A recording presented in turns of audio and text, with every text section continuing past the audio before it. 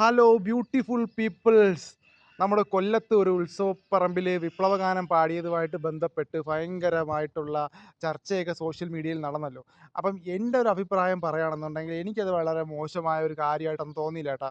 എന്താണെന്ന് വെച്ച് കഴിഞ്ഞാൽ വിപ്ലവഗാനം പാടുന്നത് കൊണ്ട് അവിടെ ഇരിക്കുന്ന ദൈവങ്ങൾക്കോ അല്ലെങ്കിൽ അവിടെ വന്ന ആളുകൾക്കോ എന്തെങ്കിലും ബുദ്ധിമുട്ടുണ്ടാവാനുള്ള സാധ്യതയും കുറവാണ്. പിന്നെ എന്ന് പറയുന്നത് നിയമപരമായിട്ടുള്ള കാര്യങ്ങളൊന്നും എനിക്ക് അറിഞ്ഞൂടാ. ഞാൻ എൻ്റെ അഭിപ്രായം പറയുന്നുള്ളൂ. കാരണം ആ ഒരു വിപ്ലവഗാനം പാടുന്നത് കൊണ്ട് ഭക്തർക്ക് പ്രത്യേകിച്ച് എന്താണ് വലിയ ബുദ്ധിമുട്ടൊന്നും ഉണ്ടാവില്ല. കാരണം അതിനേക്കാൾ മോശമായിട്ടുള്ള അവസ്ഥയിലാണ് ഇപ്പം നമ്മുടെ ആരാധനാലയങ്ങൾ കടന്നുപോയിക്കൊണ്ടിരിക്കുന്നത്. അതായത് ക്യാബറ പോലെയുള്ള അല്ലെങ്കിൽ എന്താണ് മാദക നൃത്തങ്ങളൊക്കെയാണ് ഇപ്പോൾ ചില ഉത്സവ പറമ്പുകളിലൊക്കെ നടന്നുകൊണ്ടിരിക്കുന്നത്. സത്യമാടാ.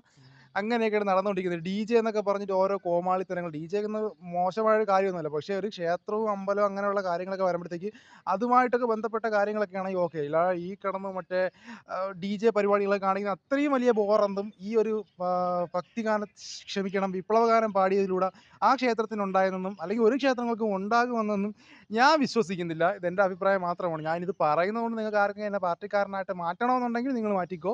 എനിക്കതൊന്നും ഒരു പ്രശ്നമല്ല. അപ്പോൾ എന്തായിരുന്നാലും എൻ്റെ ഒരു അഭിപ്രായം ഇതാണ്. ഇതെനിക്കൊന്ന് നിങ്ങളോടൊന്ന് നിങ്ങളെ ഒന്ന് അറിയിക്കണമെന്ന് തോന്നി. അപ്പോൾ അതുകൊണ്ട് ഞാൻ ഈ ജോലിയുടെ ഇടയിൽ പറയുന്നു എന്ന് മാത്രം. ഓക്കെ. എല്ലാ ബ്യൂട്ടിഫുൾ പീപ്പിൾസിനും നന്ദി.